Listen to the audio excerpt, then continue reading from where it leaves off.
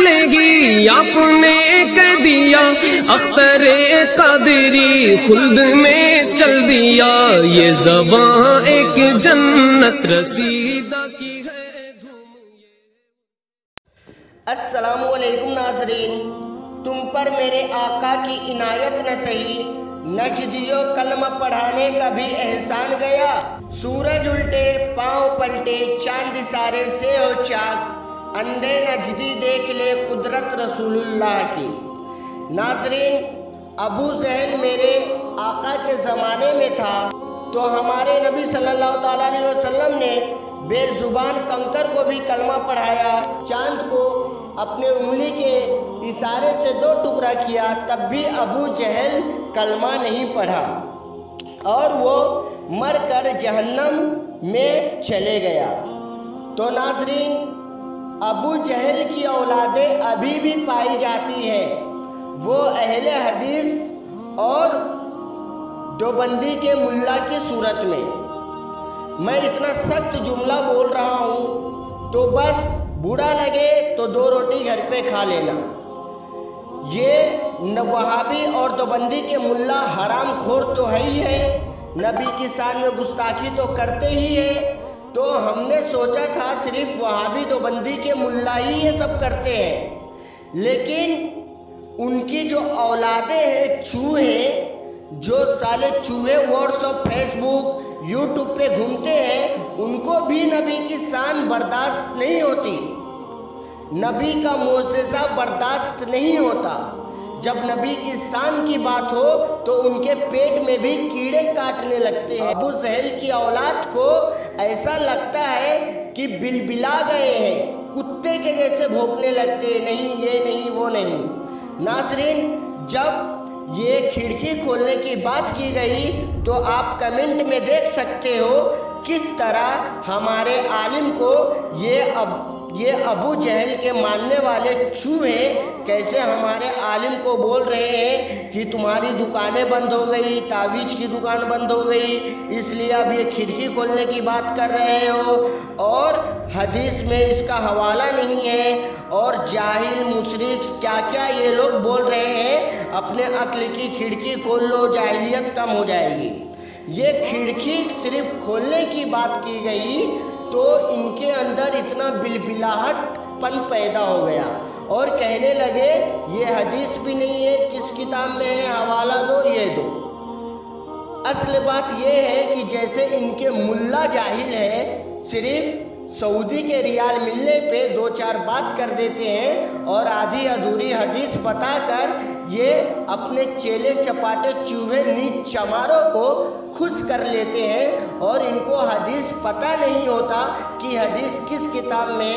ہے یا بھی نہیں۔ تو ان کے ملوں کو تو پڑھنے کی توفیق نہیں ہوتی، اور جب یہ کچھ آدھا ادھوری بات اپنے عوام کو بتا بھی دیتے ہیں تو یہ چوہے نیچ چمار آ کر فیس بک واٹس ایپ یوٹیوب پر بھونکتے ہیں، اور یہ اپنا واٹس ایپ فیس بک پہ ایک گروپ بناتے ہیں، اس میں بھولے بھالے سنی کو ایڈ کرتے ہیں اور ان کو گمراہ کرتے ہیں۔ جب سامنے آنے کی بات ہو تو نہیں، سنی مار پیٹ کرے گا، یہ نفرت پھیلاتے ہیں، تفرقے کی بات کرتے ہیں۔ جب تم حرام کے پلو ہمارے علماء کو گالی دو، ہمارے رضا کو گالی دو، ہمارے عالم کو گالی دو، شرک مشرک بدعت سب تم کہو تو تم اچھے کرتے ہو، جب ہم جہاں سختی اختیار کرتے ہیں تو پھر یہ سالے پلپلے سلے کلی آ کر ہم کو بولتے ہیں کہ تم سختی اختیار کرتے ہو، کیا تمہیں تمیز نہیں؟ تب تمہارے پیٹ میں درد ہوتا ہے۔ ناظرین، وہ حدیث کیا ہے میں آپ کو پہلے بتا دیتا ہوں۔ مدینہ شریف میں ایک بار بہت سخت سوکھا پڑ گیا تو مدینہ طیبہ کے لوگوں نے سوکھا پڑنے کی وجہ سے پریشان ہو گئے، تو لوگ ام المومنین حضرت سیدنا عائشہ صدیقہ رضی اللہ تعالی عنہ کے پاس اپنی شکایت لے کر پہنچے۔ ام المومنین حضرت سیدنا صدیقہ رضی اللہ تعالی عنہ نے فرمایا، تم رسول اللہ صلی اللہ تعالی علیہ وسلم کے قبر مبارک کے پاس جاؤ اور ان کے روضے اور آسمان کے درمیان اوپر ایک کھڑکی کھول دو تاکہ روضہ اقدس اور آسمان کے درمیان کوئی پردہ نہ رہ جائے۔ راوی فرماتے ہیں کہ ہم نے ایسا ہی کیا تو بہت زور سے بارش شروع ہو گئی، ہری بھری گھاس نکل آئے اور ہمارے اونٹ موٹے ہو گئے، ایسا لگتا تھا زیادہ کھانے کی وجہ سے پھٹ پڑیں گے۔ حدیث یہی ہے۔ اب کرونا وائرس کا مہاماری ہے تو ہمارے عالم نے اس پر بات کی اور ہم نے کہا کہ نبی صلی اللہ تعالیٰ علیہ وسلم کے گنبد پر جو کھڑکی بنی ہے اسے کھول دیا جائے تو رحمت کی رمجم بارش برس جائے گی، یہ ہمارا عقیدہ ہے۔ آپ اس ویڈیو کو ڈسکرپشن میں لنک دے دیا ہوں، آپ اسے دیکھ سکتے ہو۔ جیسے یہ بات اپلوڈ ہونی تھی یوٹیوب پہ،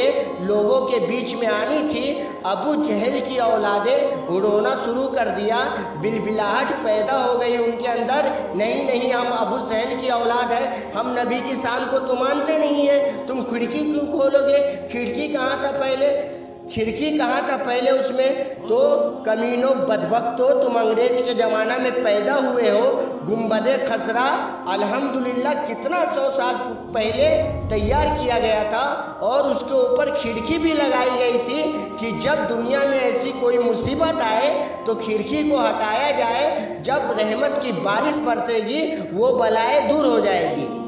تو یہ عثمانیہ خلافت میں جب گنبد خضرا بنایا گیا تھا تو انہوں نے یہ کھڑکی بنائی تھی کیونکہ پہلے یہ تھا۔ اب بولتے ہو کہ یہ حدیث کا حوالہ نہیں ہے تو تم پڑھنا لکھنا جانتے نہیں ہو، اور پڑھتے ہو تو آدھی ادھوری حدیث عوام کے بیچ میں لا کر گمراہ کرتے ہو۔ تمہارا حدیث سے لینا دینا کچھ نہیں ہوتا، تھوڑا یہاں سے تھوڑا وہاں سے تھوڑا وہاں سے لے کر سب کو ملا کر ایک بھولے بھالے سنی کو تم بہکا دیتے ہو اور سوچتے ہو بہت بڑے علامہ پاسامہ ہو، تو تمہاری اوقات نہیں ہے سامنے آنے کی۔ یہ حدیث کس کتاب میں ہے میں آپ کو بتا دیتا ہوں۔ ناظرین، یہ حدیث مشکات شریف پیج نمبر 527، سنن دارمی باب نمبر 5 حدیث نمبر 92، اور یہ حدیث خطیب تبریزی مشکات المشابیہ میں بھی لکھتے ہیں، اور یہ حدیث الوفا باحوال المصطفیٰ صلی اللہ تعالیٰ علیہ وسلم میں بھی ہے، اور یہ حدیث وفاء الوفا باخبار دار المصطفیٰ میں بھی ہے۔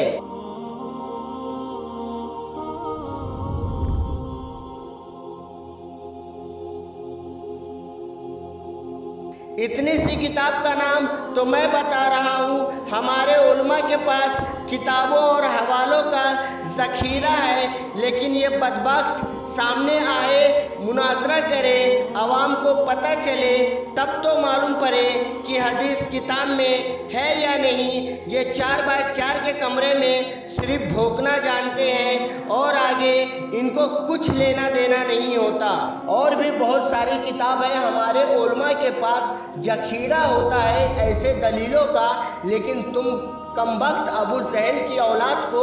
تم کو یہ حدیث سے کچھ لینا دینا ہے نہیں، نہ تم ماننے والے ہو نہ تم جاننے والے ہو، تم کمینوں قرآن اور حدیث پڑھتے ہو نبی صلی اللہ تعالیٰ علیہ وسلم کی گستاخی ڈھونڈنے کے لیے، نبی میں عیب نکالنے کے لیے، تم پر تمہاری مار ہوئے جو تم قرآن حدیث اس لیے پڑھتے ہو کہ نبی کا عیب نکالا جائے، تم قیامت تک مر جاؤ گے۔ میرے نبی صلی اللہ تعالیٰ علیہ وسلم میں ایک عیب نہیں نکال سکتے، کیونکہ میرے اللہ نے میرے آقا کو بے عیب پیدا کیا۔ تم جل جل کے مرتے رہو اور سڑتے رہو، تمہارا کچھ ہونے والا ہے نہیں، تم گندے چمار نیچ ہو، اور تم ہم پہ آ کر بھوکتے ہو، اور جو صلح کلی ہے، جو کہتے ہیں تفرقے کی بات مت کرو، فرقے کی بات مت کرو، یہ مت کرو، کیوں آپس میں لڑتے ہو، اتحاد کی بات کرو۔ تم کل صبح کی ویڈیو کی انتظار کرنا، صبح میں تمہارا اچھے سے جنازہ نکالتا ہوں، جب تک کے لیے میں چلتا ہوں۔ السلام علیکم۔